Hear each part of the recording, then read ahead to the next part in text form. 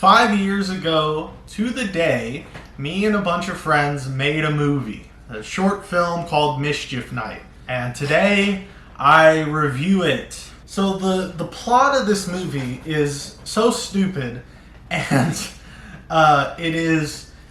So two kids are breaking into a house, but they are followed into this house by two killers who are looking to kill them. Kind of stupid, but I love this premise when I was 17. Everything went wrong with this movie. My grandparents let me film at their house, so that went well. Okay, originally, like when I thought of the premise, I was thinking of these people. Me, obviously, Matthew, Joseph, as the three kids who are burglars, who are burglarizing, Jesus, that is a tough, that word sucks. Who are sneaking into this house. There were supposed to be three of them. Almost put up four.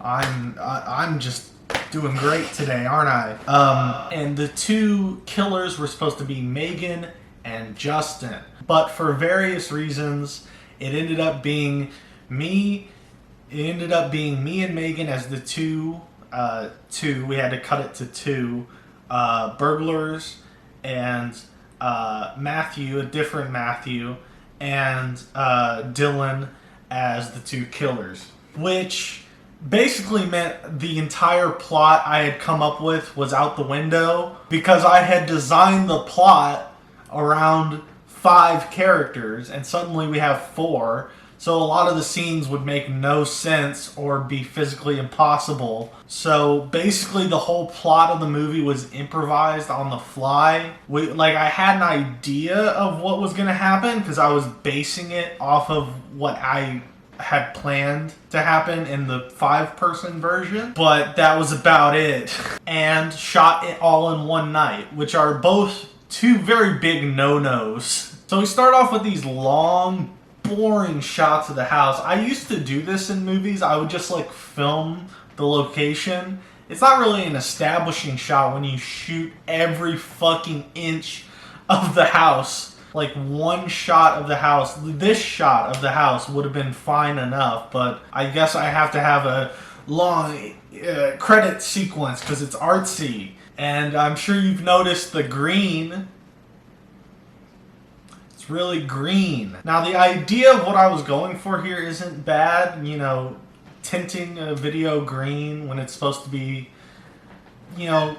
color correcting the movie to be a little green in a horror movie is fine. The problem is it's a bad color grade. It looks like I just took the RGB sliders and slid green all the way, which I think is what I did. Our costumes are awful. I told Megan, and I also wore white shirts because we knew there would be blood spilled on them. So I thought, oh, well, it'll look better if it's on white as opposed to a dark red shirt. But why are we color coordinated? The masks are clearly Amazon bought shitty masks. And you'll notice that I think the main problem with this short is the acting. I mean, it's to be expected. We're not actors. And it doesn't help when your friends aren't actors and don't have a script. There's one sort of exception with Megan. Oh God, that was... Damn! So that was good. I love this one scene where you can see the light. You can just see this giant ass light that we didn't move out of the frame for some reason. I think I noticed that too. We filmed a couple shots, right? With this light in the background. And then I noticed it and I was like, well, we're either gonna move the light and redo all those scenes we just shot while we're already fucking crunching for time because we're filming this whole thing in one night, or I can just leave it there and maybe someone will think it's just a part of the house. You can also tell we filmed this in a hurry. I don't know if it's just me being hard on myself, but I think I'm the worst actor of this whole movie. So there's this stupid tense scene where Dylan is like jiggling a bunch of doors and he's looking down this hallway, and we're at the end of the hallway. So, oh no, what's gonna happen? But it happens like, I don't know, it's just something about it is weird. It's not done well. It's not portrayed well. Like, it's like a shot of us and then cut to Dylan jiggling the doors for like an uninterrupted like 20 seconds. Like, I think I should have had like a close up of me and Megan freaking out or something to intercut between, you know, what Dylan is doing. Oh, you're smiling. You're smiling, you fucking prick. There's a Looney Tunes gag in this horror short. Why is that there? You can see the weird things from the original script. Basically what I did was I wrote an outline for every beat that would happen, and we would just improvise to get from beat to beat, right? That was how I filmed the Home Movie the Movie, so we were going to do that again. It was also supposed to be a full-length movie and not a short, but once you lose a character, it kind of made sense that it would go down to being a short. Like, you can still see some of the DNA of that old, like, treatment, because there's just weird things in it that happen for no reason.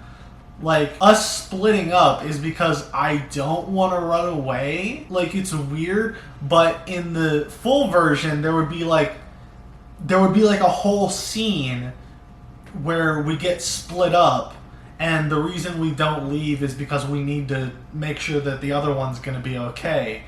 But we're both right there. I can just fucking run out of the house and we'll be fine. I love this scene where Red, one of the killers, has no peripheral vision. Emma, where the fuck? Come on. That was just a funny blooper that I wanted to share. So then a bunch of stupid stuff happens, and then Megan dies. Oh god! We have character names, but they're never mentioned. Actually, I think I say Megan's character name, which I can't remember now, but I think I say it once. And that's the only name you're given throughout the entire movie, except for the credits. Again, that was from the original treatment. It was going to be established what everyone's name was, but no time. So Megan dies originally in the 5-person version.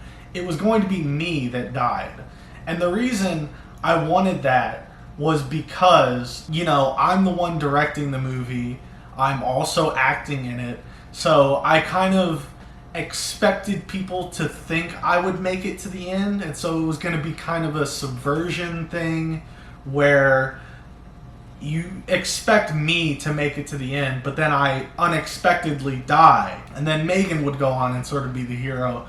But because Megan couldn't spend the night to film the whole night, she had to leave at a certain point. I was like, well, we can't do that because we're not going to have time to finish the whole movie. So Megan kind of has to die.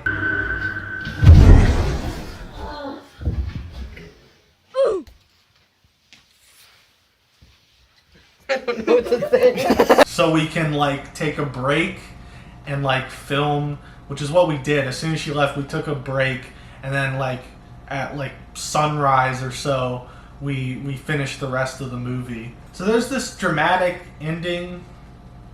And the ending makes no sense if you don't know what I was going for. So let me explain to you what I was going for. The whole movie was supposed to be 2 characters who kind of switch places, right? Where the guy in the blue mask, the killer in the blue mask, would go from being like a killer but kind of hesitant about it to being a good guy who does the right thing at the end. And he turns on his killer friend. And then one of the characters, who was a robber, would become a murderer by the end and kill the blue killer. This sounds stupid as I'm saying it, but hear me out. It was supposed to be like this gut punch ending where, like, even though the blue killer did the right thing. He still got killed, and it was supposed to make you feel bad. It was supposed to be a feel-bad ending. But it makes no sense because it's not portrayed well, so it looks like I just killed the blue guy for no fucking reason. Do it! Wait, do I say do it? Oh my god, I was getting into it. I was getting into it. Do it! Are you okay? And then this ending, I can't even watch it because it just looks like I spilled strawberry jam all over myself. More shots that go on way too long. This was all done after the fact. So like, after everyone had left and I just had the house to myself, I filmed these shots. And you can kind of tell because no one's in them and they go on for way too long. And then the police arrive, which was done completely in post. Don't question my authority again. What did I tell you? You need to do what I say. You understand? Yeah, let's You need do to go that get it. again. Overall, it sucks. It's not good. The execution just is not good, which is to be expected. But overall, this is the second time I've said overall. I get to this point with every time I review an old movie of mine where I say, it's bad, but I'm proud I made it. And it's true, but I feel like a broken record because I say it every time. Yeah, it sucked, but I'm glad I got to make it. It was a good time. We watched like the first 6 short films in ABCs of Death, which was the worst part of the night. Thanks for watching. I hope you enjoyed. Don't watch Mischief Night. It's not good. Thanks, Nova. Thanks for watching.